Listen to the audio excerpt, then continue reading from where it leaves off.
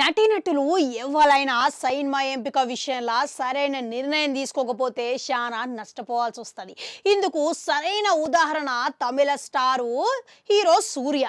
అయితే ఈ మధ్య కాలంలో చూసుకుంటుంటే ఆయన కథల ఎంపికలు, ఆయన చేస్తున్న సినిమాలు అభిమానులకు సంతృప్తిని ఇస్తలేవు. ఇటీవలనే విడుదలైన పరాశక్తి టీజర్ చూస్తే ఇక సూర్య అభిమానులు చాలా ఆందోళన చెందుతున్నారు. మళ్ళీ కారణం ఏంటంటే ముందుగల ఈ సినిమాకి అనుకున్నది సూర్యనే. ఆకాశం నీ హద్దురా సినిమా తర్వాత సూర్య సుధా కంగారతోని ఇంకో సినిమా చేద్దామని గది గిదే సినిమా లెక్క అని ప్రకటించిండు ఇట్లా. కానీ ఆ సినిమా కథ చాలా సున్నితంగా ఉన్నది అని చెప్పి ఇక ఆ సినిమా చేస్తే ఆయన కాంట్రవర్సీ లెక్క అవుతాడేమో అని చెప్పి ఆ సినిమా నుంచి తప్పుకున్నాడు.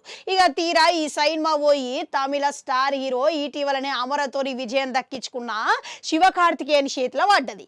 ఇక శివకార్తికేయన్ చేతిలో పడ్డ తర్వాత ఇక ఈ సినిమా దశాబ్దాల కిందట ఇక జరిగిన సంఘటనల ఆధారంగానే సుధా కొంగార టీజర్ ని అద్భుతంగా తెరకెక్కించింది.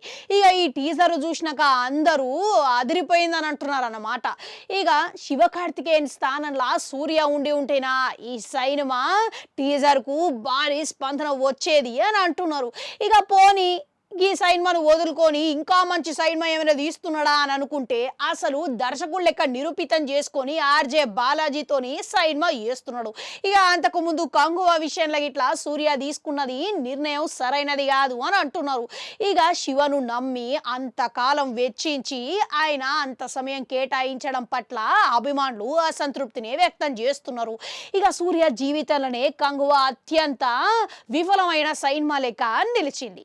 ఇక పోనీ ఇటీవలనే వెంకీ అట్లూరితోని గిట్లా చేయాల్సిన సినిమా గిట్లా సూర్య వద్దనుకున్నాడంట. ఇక తీరా ఆ సినిమా ఏకంగా ధనుష్ వద్దకు చేరి ఆయన ఒప్పుకోవడం జరిగిందట. వెంకీ అట్లూరి తొందరనే ఆ సినిమా మొదలుపెట్టే అవకాశాలు ఉన్నాయని అంటున్నారు. అయితే కంగువా నిరాశ వర్షిన తర్వాత సూర్య ఆశలన్నీ ఇప్పుడు ప్రస్తుతం చేస్తున్న రెట్రో మీదనే ఉన్నాయంట. అవు మళ్ళా సూర్య పెట్టుకున్న ఆశలు అన్నీ ఆ నమ్మకము ఇక రెట్రో సినిమా అయినా నిలబెట్టేది ఉంటదంటారా? కామెంట్లల్లా కామెంట్ పెట్టుర్రి. అట్టెనాడు గంటుంటారా అది కూడా నొక్కురి మళ్ళొస్తా.